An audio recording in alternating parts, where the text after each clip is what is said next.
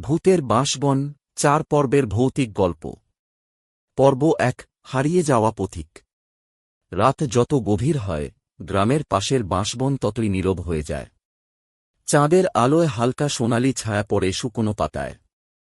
গাঁয়ের লোকেরা বলে, এই বন একা পার হওয়া মানেই মৃত্যুর মুখোমুখি হওয়া।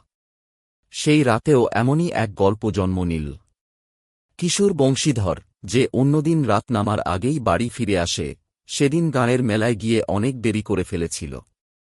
বন্ধুরা সবাই ফিরে গেলেও সে একাই বাঁশবন পার হয়ে বাড়ি ফেরার সিদ্ধান্ত নিল। বাঁশগাছের পাতায় হালকা শোঁ শোঁ শব্দ হচ্ছিল। হঠাৎ মনে হল কেউ যেন তার নাম ধরে ডাকছে। বংশীধর। সে থমকে দাঁড়াল। কাঁপা কাঁপা গলায় বলল, কে? কে ডাকছে? কোনো উত্তর এল না। কেবল পাতার ফাঁক দিয়ে একটা ছায়ামূর্তি এগিয়ে আসতে লাগল। আর তার সঙ্গে এক ভয়ঙ্কর শীতল বাতাস।